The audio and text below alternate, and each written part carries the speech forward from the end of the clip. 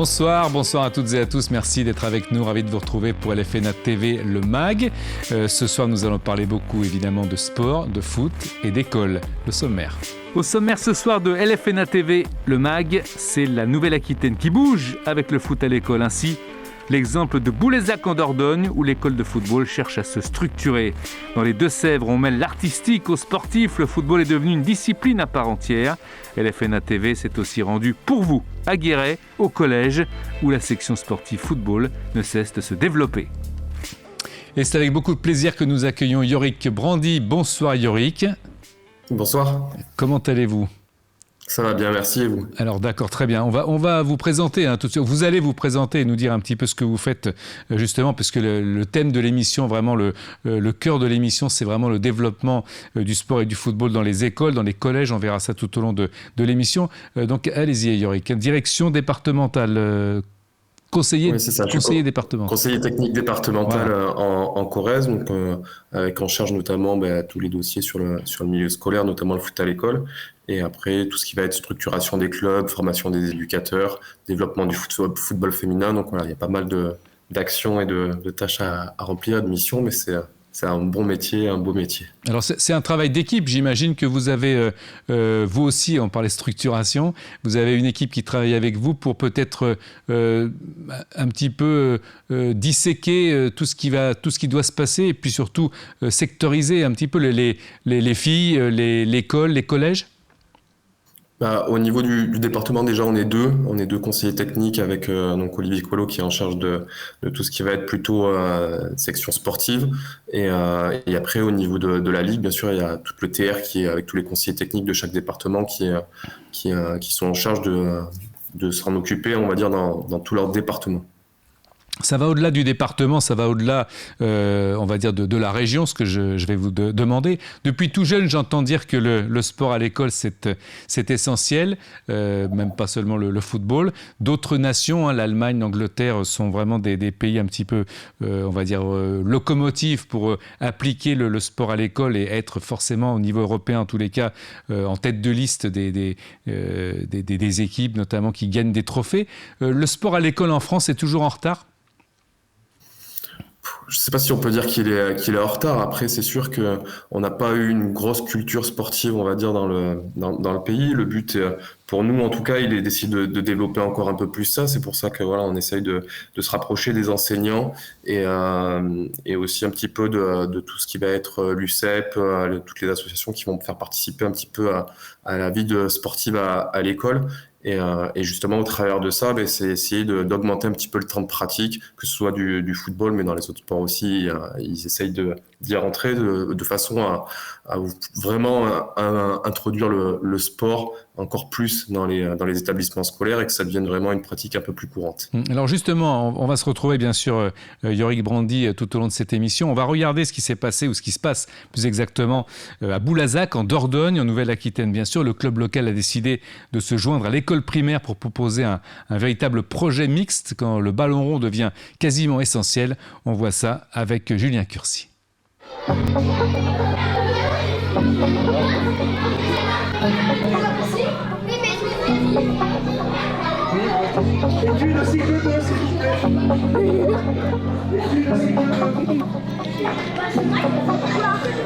En fait, l'idée de créer le projet Études Foot avec l'école Yves Perron, il est parti avec Johan Mortin, responsable du pôle A5, et Mathieu de Matos, qui était apprenti l'année dernière en BEF.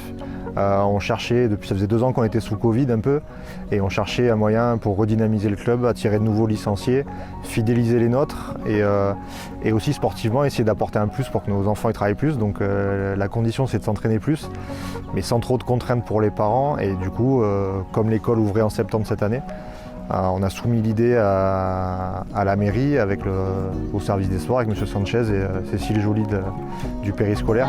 Lino, tiens, assis-toi à côté de la messe. On a fait les devoirs. C'était des idées pour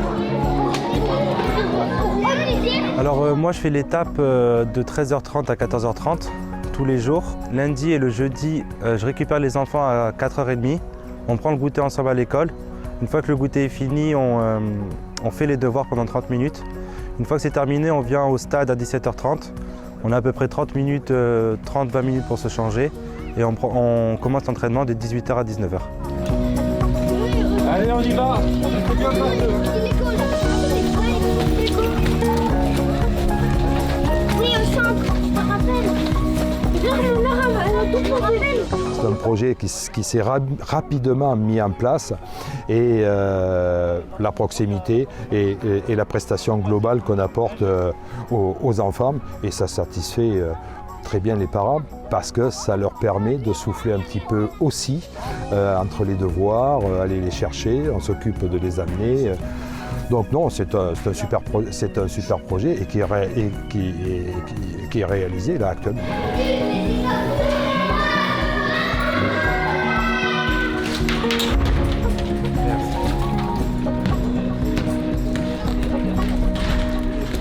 C'est parti, Lino. Allez, Angelino. Encore. Fais la passe à mousse, Lino. Allez, fini. Donc on est éducateur, on n'est pas entraîneur, donc avec les enfants, et le mot éducateur, il ne veut pas seulement dire faire travailler les enfants sur le terrain, et donc c'était les aider, les accompagner. Et donc le fait d'être à l'école, c'est vraiment un point fort là-dessus, parce qu'on ne fait pas que dire en fait qu'on est éducateur, on le met en place aussi sur l'école.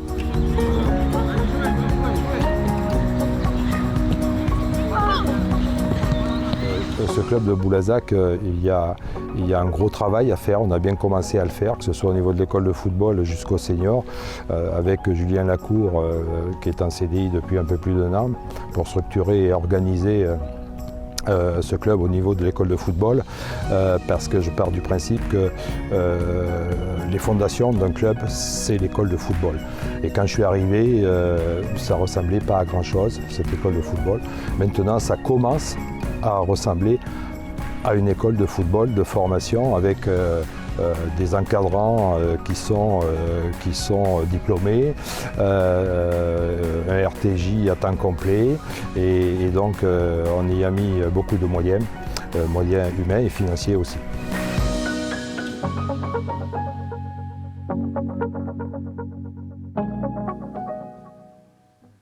Je vous rappelle que Yorick Brandy est notre invité, directeur technique départemental de Corrèze. Donc vous avez une réaction à ce reportage, mais auparavant, je voulais juste vous poser cette question. C'est important dans cette école, on a vu la mixité, les jeunes filles qui jouent avec des jeunes garçons. Ça aussi, c'est un point important à un moment donné, à une période, à une époque où justement on veut un petit peu relier tout le monde. La fraternité doit être présente. Oui, bien sûr, et c'est surtout, je pense, le meilleur moyen, le football en milieu scolaire, de faire découvrir l'activité, notamment aux jeunes filles, qui des fois n'osent pas franchir le pas, mais qui, à travers les actions, notamment là, on l'a entendu, sur le temps périscolaire, ou dans le cadre d'opérations foot à l'école qui existent sur le plan national, peuvent au moins découvrir l'activité, sûrement y prendre du plaisir, et peut-être après, c'est ce qu'on essaye de mettre en place, avoir une passerelle avec les clubs, justement comme fait Boulazac sur cette opération, de façon à pouvoir leur faire découvrir l'activité aussi également en club et au sein de l'association. Les écoles qui s'organisent comme ça favorisent forcément l'éclosion de jeunes dans les clubs, parce que j'imagine qu'à l'école, certains se découvrent une passion, ou en tous les cas l'entretiennent, cette passion, pour pouvoir peut-être franchir un pas et dire aux parents « Tiens, à l'école, je m'éclate avec le foot, j'aimerais bien continuer, progresser », et donc ça favorise aussi l'éclosion des jeunes dans les clubs ? C'est sûr, parce que forcément, au niveau de toute la communication qu'amènent les clubs, on n'arrive pas forcément tout le temps à toucher tous les jeunes enfants, et forcément, on peut passer aussi à côté de certains. Donc, le but, il est vraiment de leur faire découvrir l'activité sur ces moments-là, qu'ils y prennent du plaisir, d'essayer d'amener une passerelle de notre côté, nous, avec les clubs, de façon à ce que ils puissent aussi en profiter, et que derrière, forcément, s'il y a des jeunes talents qui puissent forcément amener une plus-value au club, mais surtout continuer à s'épanouir au sein de ces clubs-là, parce que à cet âge-là, on est surtout sur de l'accompagnement, de la découverte, et petit à petit les amener à progresser. Yorick, dans le reportage de Julien Cursi, l'une des personnes interrogées, je ne m'en souviens pas exactement de son nom, nous parlait de différence entre éducateur et entraîneur. Là aussi, c'est quelque chose d'important, cette frontière ?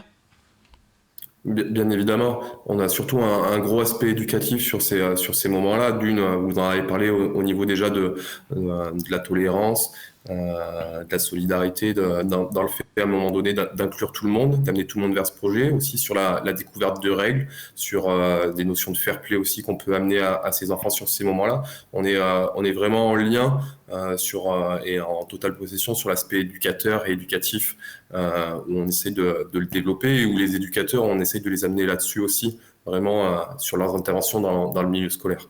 Votre journée type, Yorick, c'est quoi? Vous sillonnez les écoles, vous allez voir les éducateurs, vous regardez comment ça se passe au niveau de la structure. C'est quoi exactement votre...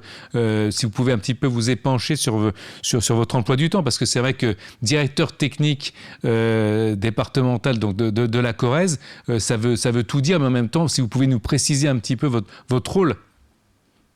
Alors, le foot en milieu scolaire est une des missions qu'on a qui sont assez larges. Donc, on est deux, nous, au niveau du département conseil technique, où on a réparti un petit peu les missions.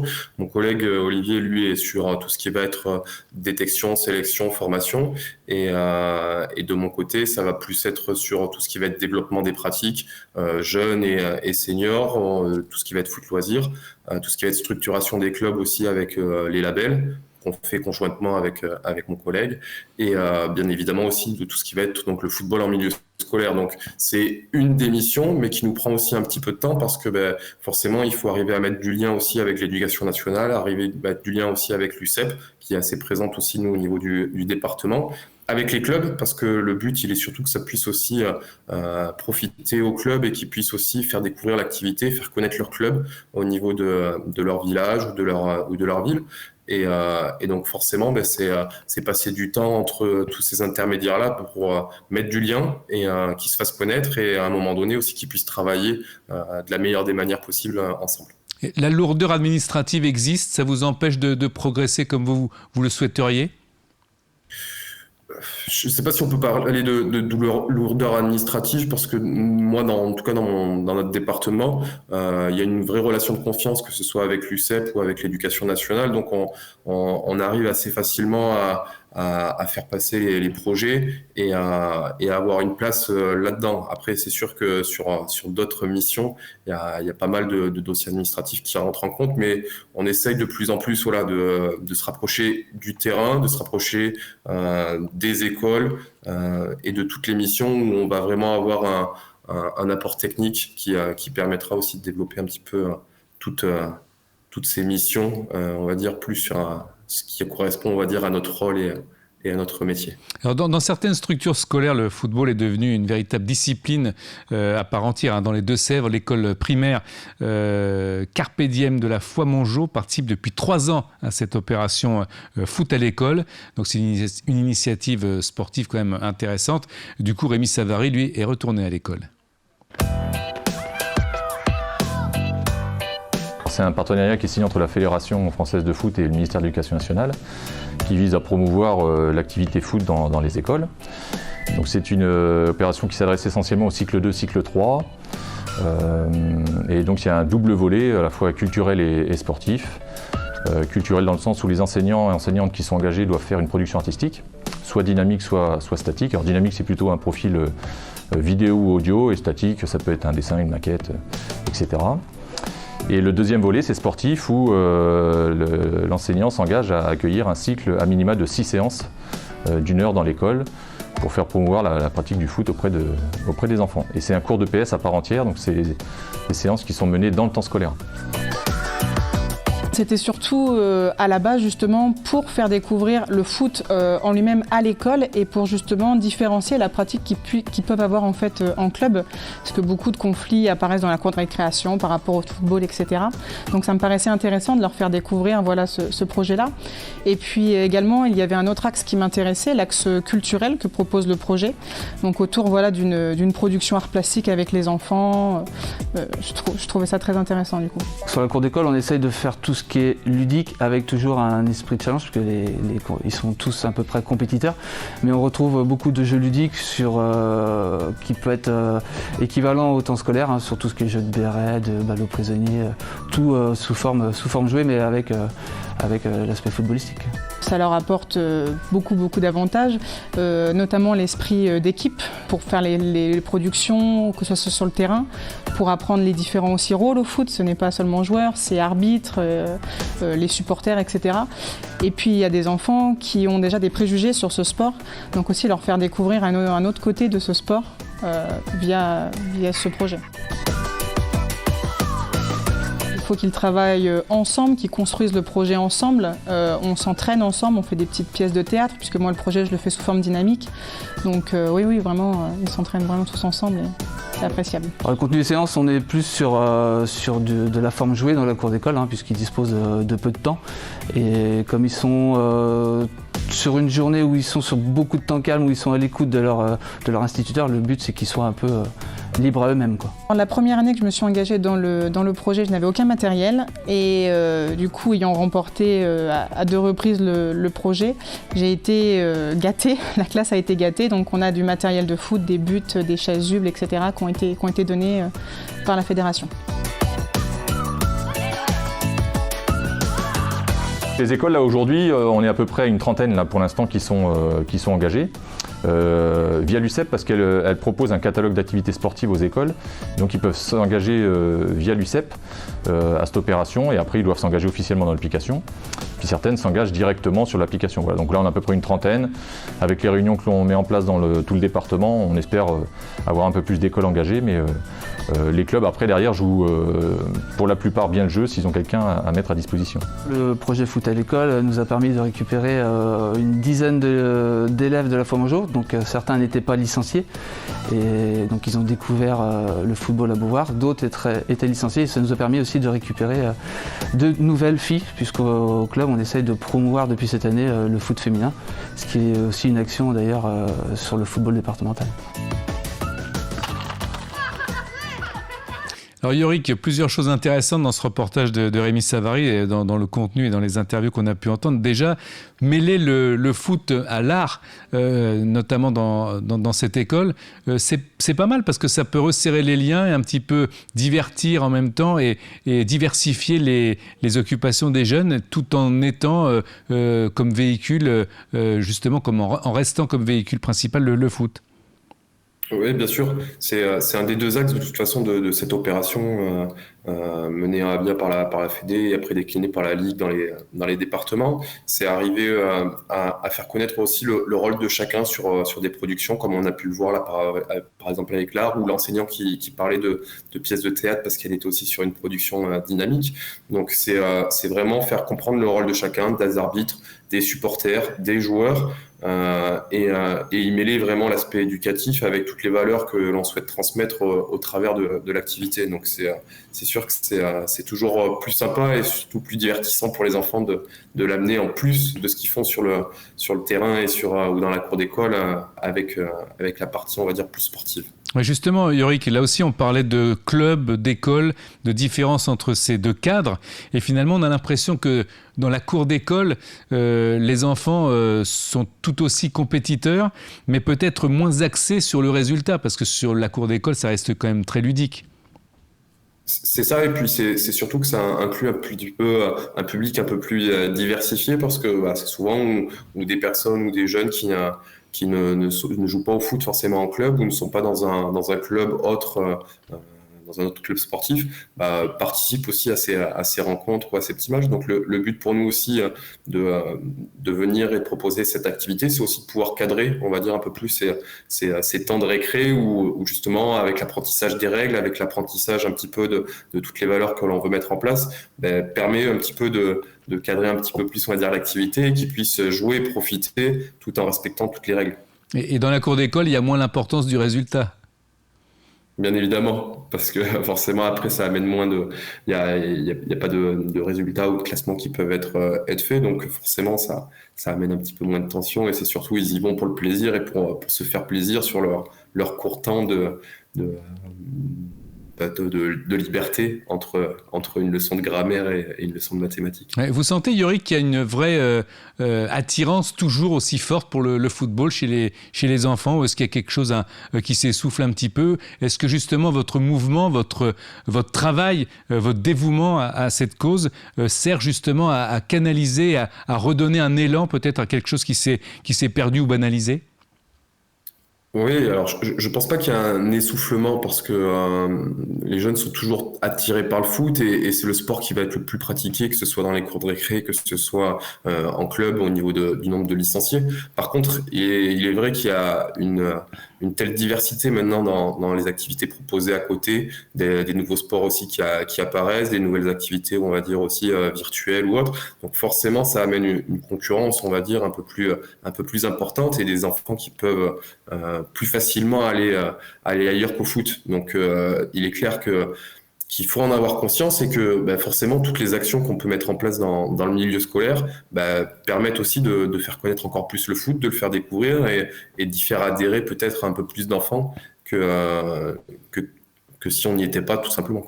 Alors en Nouvelle-Aquitaine, là aussi, ça se développe non seulement dans les écoles, mais dans les collèges. Les sections sportives football ne cessent justement de croître. À ce jour, il en existe 59, qu'elles soient élite, animation ou futsal, donc c'est quand même important. Pour LFNA TV, Cédric Gossens a suivi un entraînement au sein de la filière football du collège Jules Marouzeau de Guéret. On regarde.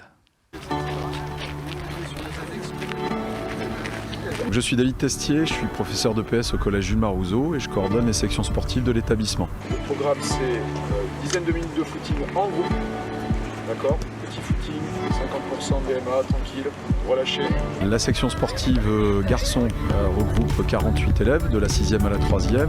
Celle de nos filles comporte 15 filles de la 6e à la 3e. L'encadrement des sections sportives chez nous est porté et géré par le district de football de la Creuse.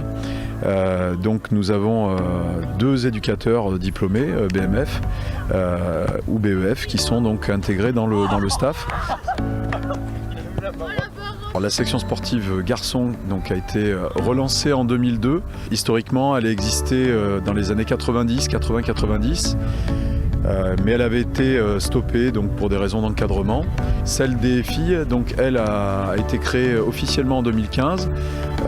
Le précurseur, ça a été la création d'une classe féminine en 2013, au début des années 2010, parce qu'on avait constaté que les filles avaient besoin d'un espace réservé pour pouvoir s'engager en nombre. On a un concours d'entrée qui a lieu fin mai ou début juin. On est d'abord sur un aspect technique, mais en amont, on a observé les dossiers scolaires et donc on présente à l'inspection et à la commission d'inspection notre liste finale d'élèves reçus ou en capacité d'être reçus, selon un ordre technique. Il est possible d'intégrer la section sportive sur différents niveaux de classe, mais il y a des passerelles un petit peu plus facilitatrices, entrée de 6e et entrée de 4e. Ça, c'est dû à notre schéma départemental, puisqu'on a plusieurs sections sportives qui existent en 6e, 5e dans les collèges creusois. Et la 4e, 3e départementale, elle doit être ouverte à tous ces élèves. Et donc c'est pour cette raison qu'on a un nouveau concours d'entrée en début de 4e. Les jeunes garçons et filles font partie des clubs creusois, parfois des clubs limitrophes, donc on peut avoir de temps en temps quelques Auviennois et quelques jeunes de l'Indre par exemple, ça peut arriver aussi, mais c'est ouvert à tous et à toutes, quel que soit le club. Les conditions pour faire une scolarité complète au collège, c'est avant tout le respect d'un contrat. Donc un contrat qui porte essentiellement sur le comportement et le travail scolaire fourni par l'élève. On est assez vigilant là-dessus, on fait un travail d'équipe. Je ne suis pas seul, il y a beaucoup de collègues qui m'aident à assurer ce suivi. Mais la priorité reste le scolaire et la réussite scolaire de ces élèves.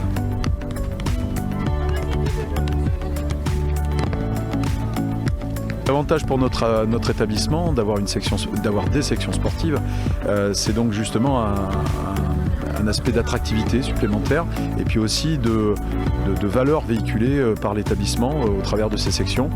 Donc depuis 20 ans maintenant que la section garçons existe, je pense qu'on a formé et on a participé à la formation de jeunes garçons et de futurs hommes, donc respectueux de certaines valeurs. Yorick Brandy, l'enseignement, encore un de ce reportage aussi, c'est de vraiment l'enseignant a parlé parfaitement de ça, c'est-à-dire de garder vraiment le lien entre le sport et la scolarité. Là, on sent vraiment qu'il y a évidemment l'élément ludique, on va dire, c'est le foot. On veut faire progresser les jeunes, on veut les amener au sport et les canaliser dans ce qu'ils aiment, mais en même temps, on reste vraiment focalisé sur les études. C'est ça, c'est surtout l'importance du double projet qu'on appelle nous de notre côté. C'est vraiment arriver à mettre en place et des séances d'entraînement qui sont un peu plus nombreuses que si on était seulement dans un club, et en même temps arriver à performer aussi sur l'aspect scolaire et pouvoir réellement avoir la même scolarité, on va dire, que si on était dans un collège ou un lycée normal. Ça peut être vulgairement, entre guillemets, une carotte pour un enfant, pour une fille ou un garçon. Tu aimes le foot, tu veux passer le cap, mais pour ça, il va falloir continuer à être extrêmement réglo. On parlait aussi de contrat, donc contrat respecté, comportement, respect sont des mots qu'on entend beaucoup, qui sont parfois galvaudés. Et là, justement, inculquer au plus jeune âge, c'est important pour vous d'insister là-dessus. Bien évidemment, le but de ces sections, c'est de construire le footballeur, mais aussi de construire le citoyen de demain, et forcément qu'ils soient en capacité de pouvoir faire peut-être le métier qu'ils aiment, parce que une grande majorité ne pourront pas vivre forcément du foot, donc c'est qu'ils soient aussi en capacité à un moment donné de pouvoir répondre, on va dire, aux attentes qu'ils pourraient avoir et surtout faire ce qui leur plaît plus tard. Donc bien évidemment qu'il ne faut pas les lâcher sur l'aspect scolaire, mais aussi sur tout ce qui va être comportement dans la section, mais aussi dans le sein du milieu scolaire. Donc c'est je pense vraiment une grande richesse pour ces enfants de pouvoir profiter de ce double projet, et en plus de ça de pouvoir avoir un peu plus de séances, parce que ça va forcément augmenter leur niveau de pratique, parce que plus on s'entraîne, meilleur joueur on devient. Yorick, est-ce qu'il y a un suivi, par exemple de l'école primaire, on suit un tel ou un tel, on se dit tiens, il est vraiment très, très apte à jouer, peut-être plus au niveau club. Est-ce qu'il y a un suivi pour se dire tiens, on va pas le lâcher lui, on va voir ce qu'il donne au collège, qu'est-ce qu'il va donner encore plus haut, etc. Ou est-ce que finalement on se focalise de votre côté comme d'autres certains côtés sur le primaire, il y a des gens dédiés au primaire, d'autres au collège, d'autres au lycée, ou est-ce qu'il y a vraiment un lien? Alors, au niveau du primaire, même s'il y a des très bons joueurs des fois que l'on voit en école et qui sont pas en club, on part du principe que le but, il est pas forcément de forcer les enfants à venir dans les clubs ou à inciter les clubs de venir voir les enfants, mais plutôt que les interventions soient les meilleures possibles pour donner justement envie à ces enfants-là qui ont peut-être un talent en particulier ou des prédispositions, d'intégrer un club pour forcément rentrer dans l'activité et petit à petit progresser, et pourquoi pas arriver à un moment donné à intégrer des filières de haut niveau. Mais oui, il y a un réel suivi, parce que suite aux sections sportives collège, il peut y avoir derrière les possibilités de concours d'entrée au pôle espoir qui permettent et qui peuvent permettre aux jeunes justement d'intégrer, on va dire, ce qu'on pourrait appeler une section sportive plus et le monde fédéral, où on réunit sur la Nouvelle-Aquitaine, donc c'est au pôle de Talence, les meilleurs joueurs, on va dire, de la génération sur 2 ans, avant, pourquoi pas, qu'ils intègrent un centre de formation. Yorick, j'aurais peut-être dû commencer par là, mais comment vous avez trouvé ou comment vous avez vécu cette vocation, comment vous en êtes arrivé là? Est-ce que vous avez été vous aussi joueur et vous avez profité de l'expérience d'autres professeurs pour en arriver là? Est-ce que vous vous êtes dit, tiens, moi aussi j'aimerais guider les jeunes, transmettre? Ouais, c'était principalement l'envie de transmettre et d'entraîner, d'être éducateur dans un premier temps dans un club, puis entraîneur, passer mes diplômes et surtout vivre de ma passion. Et forcément, à partir du moment où on a la chance et l'opportunité de pouvoir le faire. Mais on a envie de continuer à transmettre cette passion, transmettre toutes les valeurs et le bienfait, on va dire, que le football apporte, que ce soit aux plus jeunes, mais aussi aux seniors. Et quel endroit de mieux, en plus du club, que le milieu scolaire, avec tous ces jeunes qui ne connaissent pas forcément pour tous l'activité, de la transmettre et de leur faire découvrir. Votre ambition, c'est donc d'amener de plus en plus de jeunes au football, ou c'est justement que ceux déjà conquis s'épanouissent? C'est les deux, forcément. On doit avoir aussi, nous, sur nos différentes missions, le visage des deux. C'est aider les clubs dans leur structuration à avoir des éducateurs formés, diplômés, pour avoir un meilleur accueil, pour aussi leur permettre de proposer, on va dire, des séances qui vont être attractives pour les enfants et qu'ils aient envie de rester, et que le club dans lequel ils sont fait que c'est aussi un petit peu un deuxième lieu de vie qu'ils peuvent avoir. Et derrière, c'est aussi pouvoir... au niveau scolaire, faire découvrir l'activité au plus grand nombre pour essayer justement de ramener encore plus de licenciés dans les clubs, de façon à ce que la gestion soit aussi un peu plus agréable, et notamment sur les plus grosses catégories où derrière on enchaîne sur du football à 11 ou du football à 8, où on a besoin d'un peu plus de licenciés pour pouvoir faire des équipes à l'intérieur des clubs. Qu'est-ce qui vous contrarie dans votre métier? Finalement, pas grand-chose. Pas grand-chose, non. Après, c'est beaucoup de temps, forcément, c'est beaucoup de temps, et encore plus quand c'est un métier passion, on a du mal à décrocher un petit peu, mais voilà, c'est surtout un réel bonheur de pouvoir en vivre. Les jeunes que vous côtoyez restent dans un esprit amateur, ou s'identifient plus à des joueurs professionnels, avec maintenant des équipes françaises, notamment l'équipe de France qui marche très très bien. Est-ce que pour vous il y a toujours cette naïveté, ou vraiment il y en a certains qui collent vraiment avec le maillot de leur club préféré, etc.?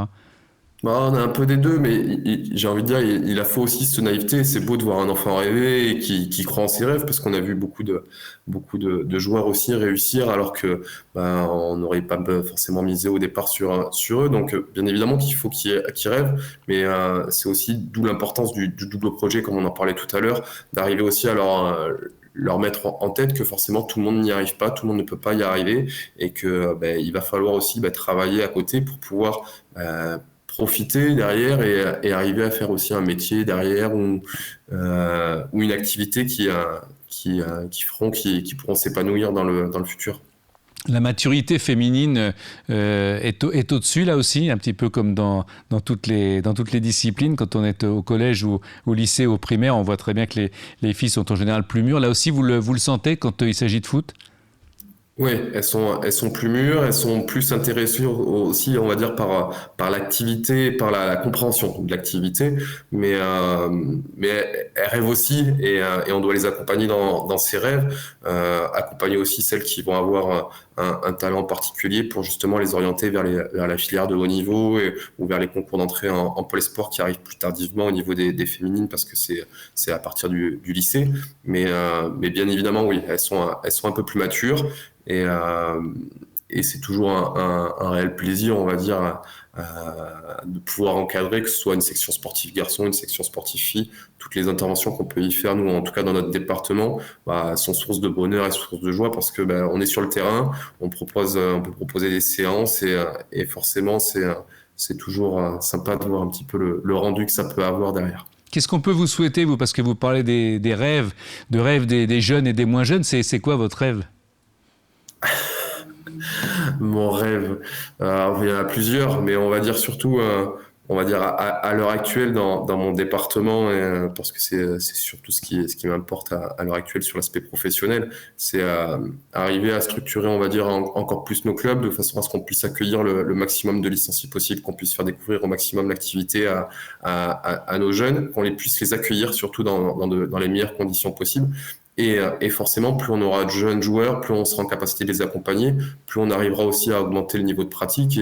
Et c'est ce qu'on attend aussi, que ce soit chez les jeunes ou chez les seniors, pour pouvoir aussi arriver à un moment donné à pratiquer au plus haut niveau, mais aussi pouvoir proposer, on va dire, tout ce qui va être des pratiques pour ceux qui ne sont pas intéressés par la compétition et qui souhaitent à un moment donné pratiquer plus sur l'aspect loisir, avoir aussi une offre de pratique pour eux.